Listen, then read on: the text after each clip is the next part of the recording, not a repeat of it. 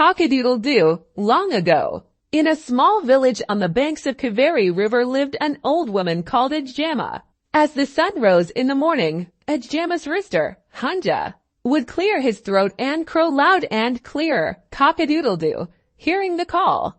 The villagers would open their eyes and look out at the glow of the breaking dawn. They would join their hands in salutation to the Lord and get up. Their day had begun. Ajama was the only one who had a rooster in the village.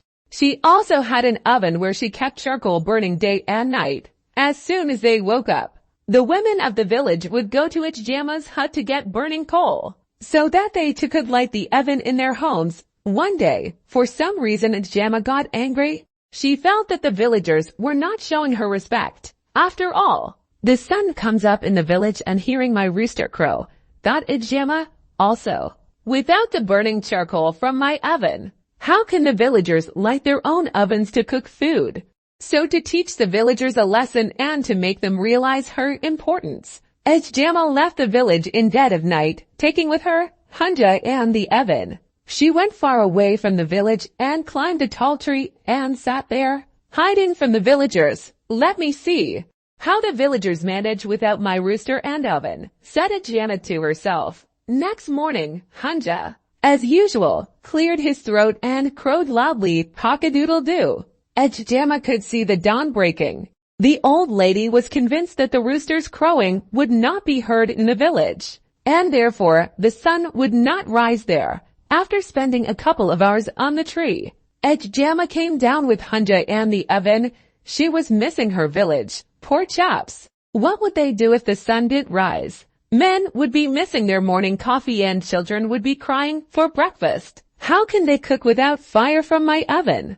I must get back to the village quickly, said Ajama to herself. As she started walking towards her village, she saw a bullock cart. Riding the cart was a man from Ajama's village. Oh, Ajama, are you all right? Shouted the villager. Concerned about the old woman, the man had set out in his cart looking for her. Tears welled up in Ajama's eyes. She had misjudged the people of her village. They loved her. Ajama got onto the cart with Hunja and the oven.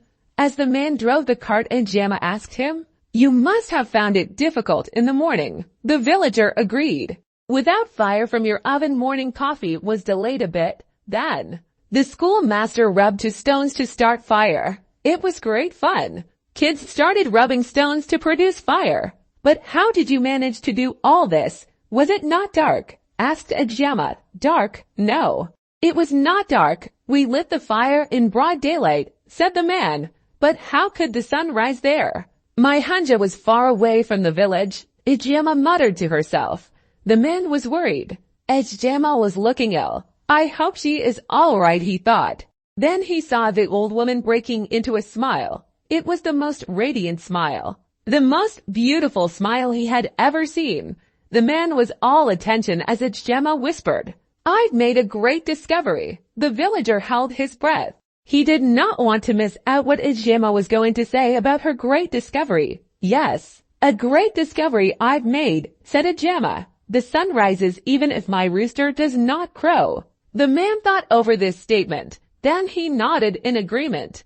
Ajama returned to her village to a rousing welcome from the villagers who all loved her. From that day onward, every child in the village knew the sun will rise even if the rooster does not crow. This story is presented by Speak Out Learning English. Thank you for watching.